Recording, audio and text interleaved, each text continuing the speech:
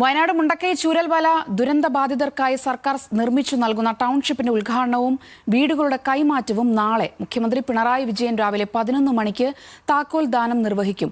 ഉദ്ഘാടനത്തിന് മുന്നോടിയായി ടൗൺഷിപ്പിൽ നിർമ്മാണ പ്രവർത്തനങ്ങൾ പുരോഗമിക്കുകയാണ്. ഞാനിപ്പോൾ നിൽക്കുന്നത് ടൗൺഷിപ്പിലെ മൂന്നാമത്തെ സോണിലുള്ള ബി ക്ലസ്റ്ററിലാണ്. ഈ ക്ലസ്റ്റർ മാതൃകയിലായിരിക്കും ടൗൺഷിപ്പിലെ ആകെയുള്ള 35 ക്ലസ്റ്ററുകളും ഒരുങ്ങുന്നത്.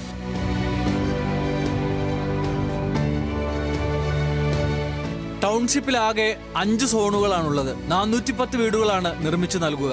ആദ്യഘട്ടത്തിൽ ഫേസ് 1 ലിസ്റ്റിൽ ഉൾപ്പെട്ട 178 കുടുംബങ്ങൾക്ക് പണി പൂർത്തിയാക്കിയ വീടുകൾ കൈമാറും.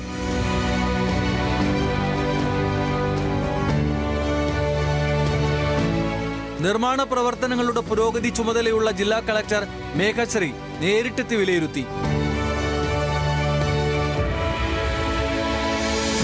2-3 ദിവസം നമുക്കിവിടെ മഴ ഉണ്ടായിരുന്നു.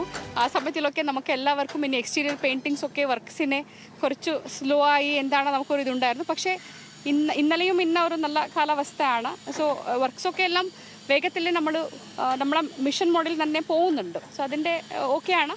ഇനി നമ്മുടെ സ്റ്റേജും കാര്യങ്ങളും ഒക്കെ സെറ്റാണ്. സോ നമ്മൾ പരിപാടിക്കും എല്ലാവിധ സെറ്റാണ് നമ്മളെ ഭാഗത്തു നിന്ന്.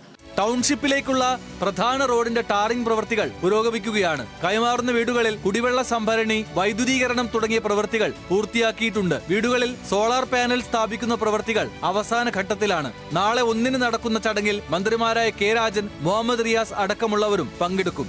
ന്യൂസ് മലയാളം, വയനാട്.